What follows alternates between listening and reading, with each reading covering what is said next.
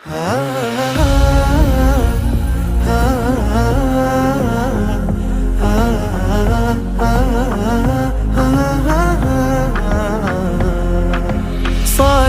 سلام على المصطفى رسول إمام بنور الصفا. Hello everyone, welcome to video number 2. This is my second video in the series that I'm posting for Maternal Mental Health Awareness Week. Again, the theme is my voice, my strength, central to everything that I do. So today I'll be sharing with you my own personal postpartum psychosis story. So I experienced postpartum psychosis after the birth of my daughter in 2018. Like so many women, no previous history of mental health illness, completely out of the blue. I became very unwell very quickly, and when I look back I realised I actually became very unwell in those first few hours after giving birth. There's a little bit of background I want to give you before I delve into my actual postpartum psychosis experience, because I think for me personally it's important. So I think if you watched the last video I mentioned past trauma. So I had a son who in 2014, he was born prematurely. So a couple of years previous to falling pregnant in 2014, I'd been diagnosed with high blood pressure, and even they did lots of tests, they could not tell me what the cause of the high blood pressure was. They said that I'd have to be on medication for the foreseeable future, but what they didn't tell me was the implications of uncontrolled high blood pressure in pregnancy. So when I did fall pregnant, I had no idea how the high blood pressure could cause complications in pregnancy. So a few months into my pregnancy, my blood pressure kept going up high. I'd go to my doctors, who'd send me to the hospital, they'd give me some medication and send me home. But then things started to get quite serious when they told me that my baby wasn't growing as expected. There was problems with blood flow through the placenta because of the high blood pressure. They told me I could lose my baby, but I spent a lot of time in hospital, and he arrived by emergency C-section because I was showing signs of preeclampsia, and he arrived almost 12 weeks early. But alhamdulillah, he was had no medical complications. He was born really healthy. He was just really small and needed to grow, and unfortunately exactly 1 month after he was born, he contracted a stomach infection, and his body was just too tiny and too weak to fight it, and we lost him. It took me and my husband a lot of time to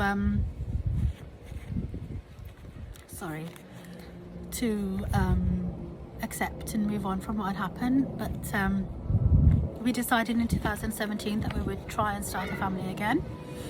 Unfortunately, I had 2 back-to-back miscarriages. They were quite early on in the pregnancy. My first experience was really awful, and I might do a video about baby loss and miscarriage in the future, but my first miscarriage was really terrible. I had all the pains, the contractions. It was really horrible, and I was kind of like bracing myself to be just as bad for my second miscarriage. But I say luckily for me, the symptoms the second time I lost my baby were nothing like the first time that I lost my baby. Again, you can imagine there was a lot of anxiety. We were referred to the recurring miscarriages clinic. The doctor there advised us to just keep trying and keep going, and they would do some tests to see if they could find out if there was anything causing the miscarriages. But anyway, we took his advice, and in 2018 I fell pregnant again. So again, the first trimester was just full of a lot of anxiety around whether or not the pregnancy would progress, and you know, whether it would work out for us. So luckily the pregnancy did progress really well. I was very closely monitored, had very regular appointments, regular scans. She was growing really well. I actually enjoyed my pregnancy.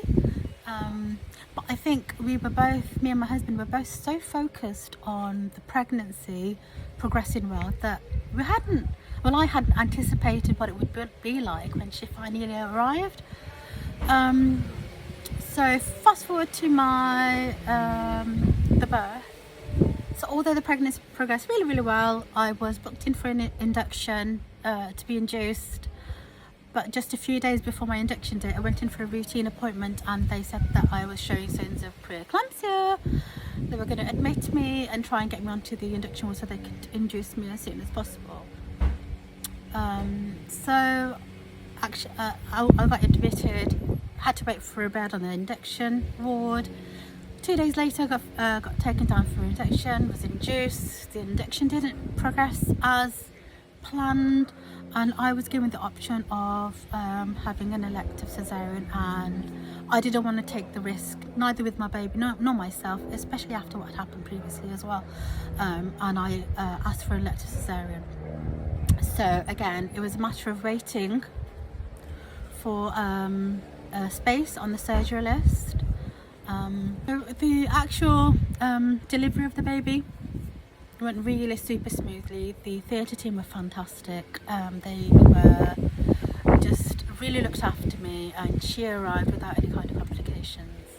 However, so she arrived in the evening, so it was about midnight by the time they got me up to my ward. Husband had been sent home, and I found myself sat there on the bed with my little baby thinking, oh my gosh, she's here. And I felt so overwhelmed. And by the way, that was 6 days of not sleeping in the hospital before she arrived. So I'd been sleep deprived for like 6 nights. I was exhausted, I was tired, I was hungry, because when you're having surgery you have to be nil by mouth. So I hadn't eaten anything for that whole day, and it was midnight and I was starving, and I started crying, and the crying just didn't stop. I felt so sorry for myself, I felt so upset, I felt sad that I felt sad. I was thinking to myself, I've just had my beautiful baby girl is here, I should be happy, I should be over the moon. But I just couldn't stop crying. So I was upset that I was upset. I was crying because I was upset that I had to ask for something to eat, so that no one offered me any food. And I really struggled for 2 nights in hospital, and I just kept thinking to myself, okay, as soon as I get home, as soon as I hit my bed, I can rest, I can sleep, I'll be okay, I'll feel much better. But I didn't. I got home, and luckily for me, I had my mum very close by. She came and stayed with me for the first 2 nights. And I remember, because I told her I hadn't slept for days, and she said to me on that first night, she sat on the end of my bed and she was holding my baby, and she said, go to sleep, I'm here, I'll look after her, don't worry, I'll call you if I need you. And I couldn't sleep, I couldn't rest. And then, next chapter of my story, breastfeeding struggles. So my body was not producing enough milk, I was really struggling to breastfeed. I went into the hospital a few days after she was born, and I burst into tears to the nurse who was checking my cesarean section, and I said, I'm really struggling with the breastfeeding, I can't do it. And she said, okay, we'll send a breastfeeding nurse to your home. Breastfeeding nurse came to my home, showed me how to do it. Well, while she was there, I kind of managed to get baby to latch, and then she started to lose a bit of weight, and this was the bit where I say that the straw that broke the camel's back was when my husband went out and bought formula. That was it. For me, it just escalated from there. I just felt like I was a complete failure. I had failed as a mother. I was terrible. I couldn't feed my own baby. I was really upset because I just put so much pressure on myself, and I was so determined to breastfeed, and the fact that I had to accept the fact that I couldn't was really, really hard for me. And that's when things really started to escalate. So the sleep deprivation kicked in, really upset, and then I started to get really confused over little things. Excuse me. I started to get really confused over little things. The paranoia started to kick in, where I felt like I couldn't trust my husband, I couldn't trust my family, that I had to protect my baby. And the racing thoughts started happening. I didn't have hallucinations in the sense that I could hear or see things, but I did experience the whole things taking on different meanings, reading into things. That then escalated into a connection with God. So I didn't mention this in my first video, but a lot of women of faith talk about being able to talk to God, or being able to talk to angels or spirits, etc. And I felt like I had this special knowledge. I had this kind of eureka moment. Everything fell into place, and I'd worked out the secret to the universe. But then, coupled with that, came this huge responsibility that I had to then protect this information, and I had to stop the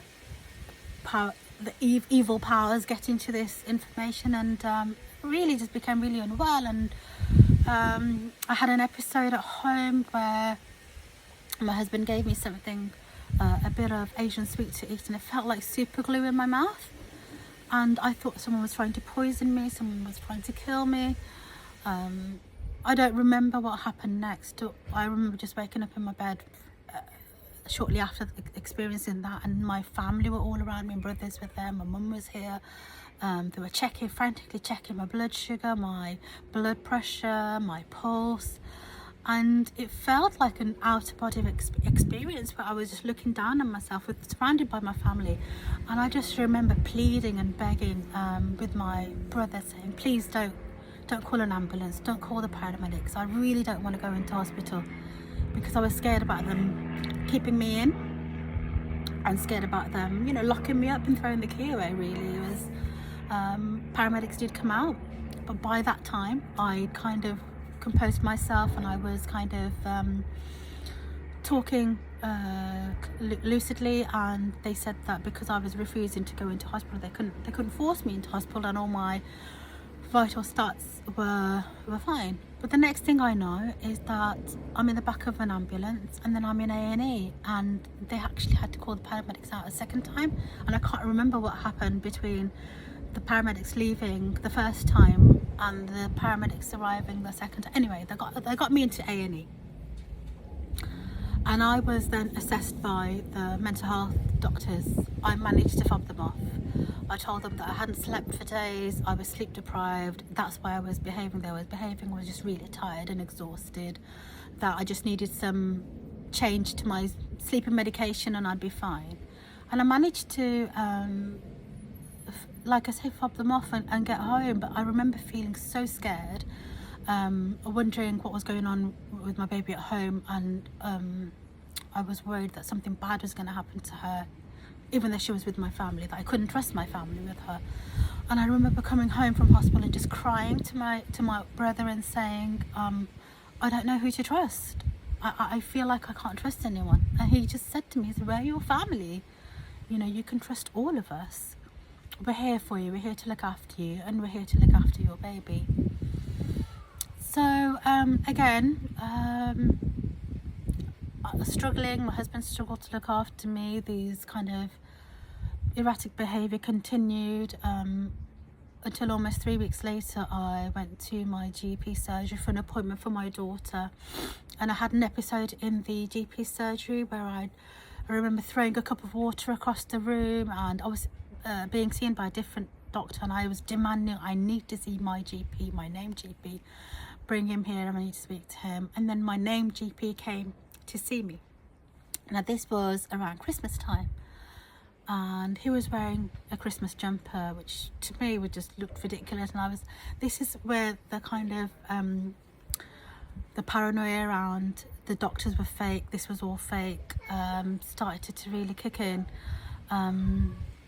I remember, I describe my experiences, though I know people have watched Stranger Things, but I felt sometimes like I was in this kind of parallel universe where things seemed to be okay and normal, but then there'd be little things that I'd pick up on that made me think, okay, there's something not right here, something abnormal. But anyway, my GP came and saw me, took one look at me and said, oh my goodness, she is really unwell, we need to get her help now.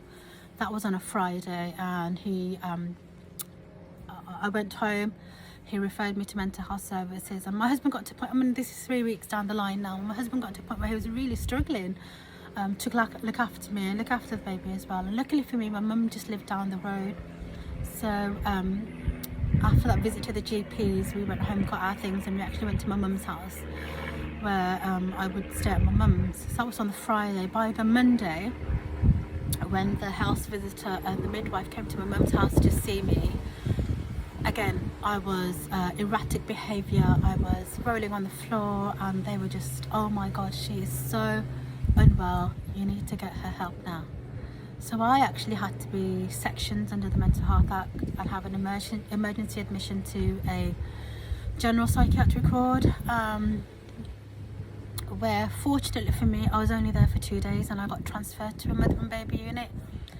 But those 2 days, those 2 nights were like the worst of my psychosis. That was like the height of my psychosis, where I was so unwell, and the thoughts in my head had escalated to the point where I was trying to save the world. That if I didn't protect, like I said, the special information in my mind, if I didn't protect this from evil spirits, evil forces, the world was going to end. And I remember when I was there that I'd been having this battle in my head to try and save the world, and I'd failed. And I remember I trashed my room. I don't know what I was doing. I trashed my room, and the nurses came in, and I was sat on the corner of my bed, just sobbing my eyes out while they were trying to tidy up around me. And I said, you don't understand, I've ruined everything for everyone.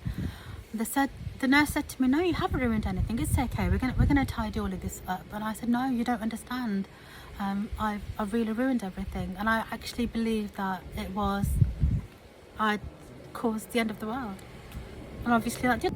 And a lot of women will explain this when they talk about this, but it just feels so real at the time, and it's just, it was really scary. And I was really, like I said, sobbing my eyes out. Then I remember I had a phone call with my husband that evening, and he told me that they were going to move me. This is when I was being transferred to the mother baby unit, and he was going to be there the next morning. He was going to bring my daughter there, and so the next morning I remember I got up, I packed all my things, and I remember waking up, packing my trolley case, going out of my room with my trolley bag with me, eating my breakfast with my trolley bag with me, and then just sitting there in the kind of seating area. And I was just so worried and paranoid that something's going to go wrong, something's going to come and prevent me from leaving this place. I'm not going to be able to leave this place, I'm going to be locked here forever. All of these thoughts were going through my mind, and luckily, yeah, I made it to a mother and baby unit where they gave me the antipsychotic medication. I'll share another little bit about my story. So I was admitted on Christmas Eve to the mother and baby unit, and the unit was empty. So all the other patients had gone home, bar 1 or 2 people had gone home on their Christmas break.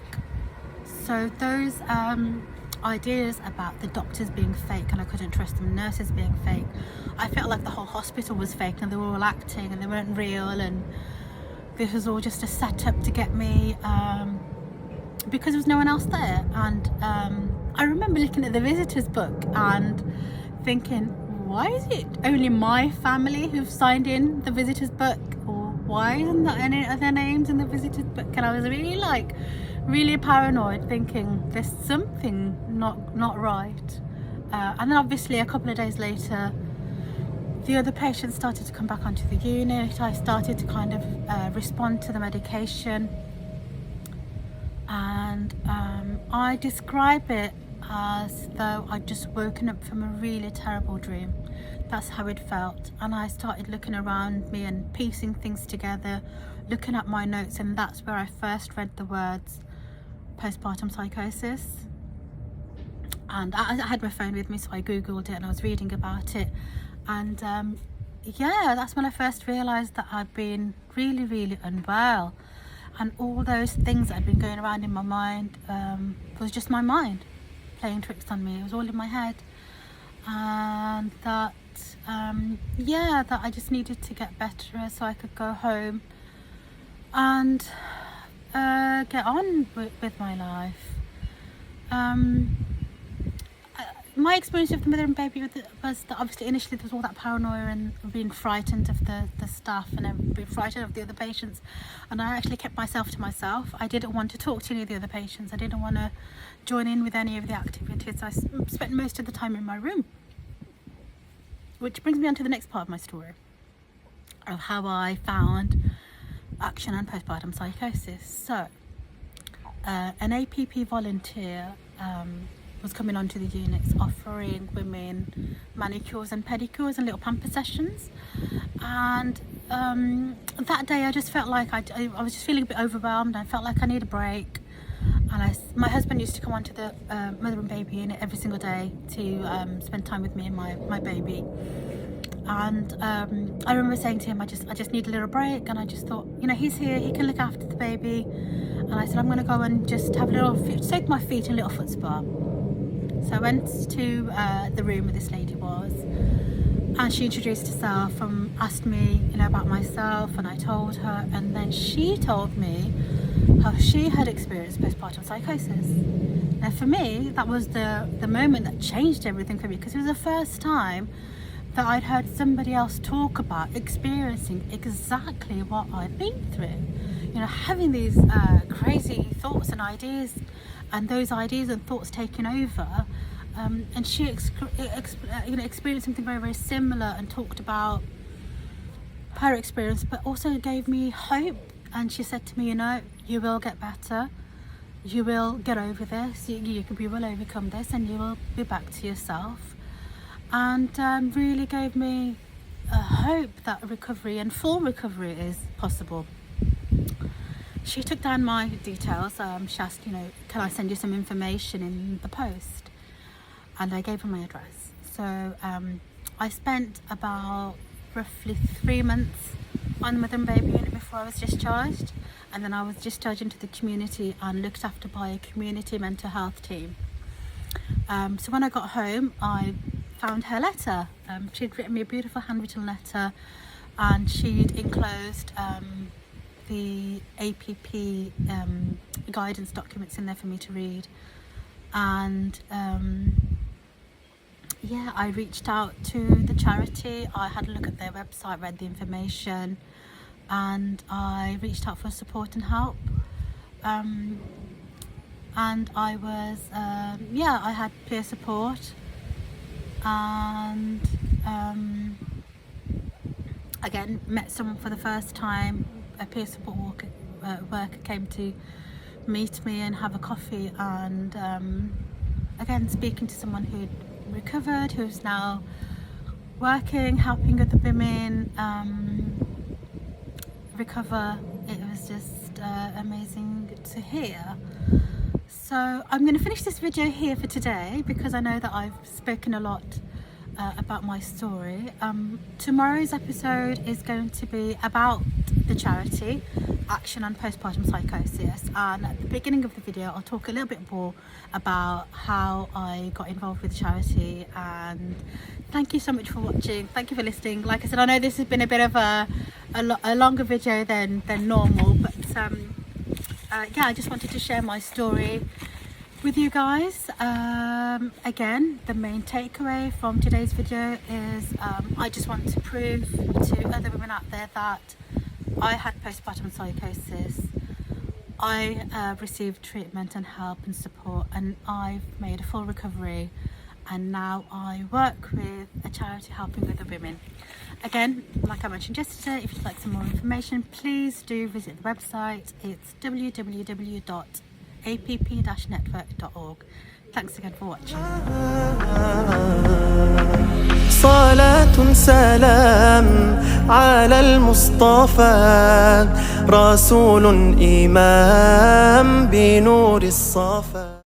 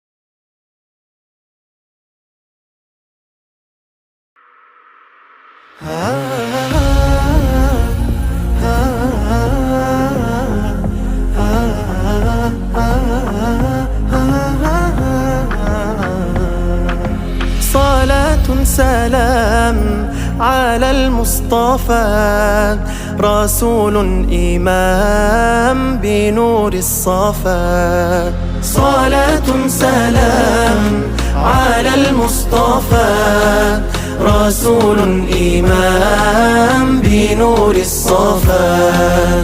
حبيب الإله أنار الحياة، وقلبي يراه كمثل القمر. بمدح الرسول يزيد الأمل، ويأتي القبول بخير العمل.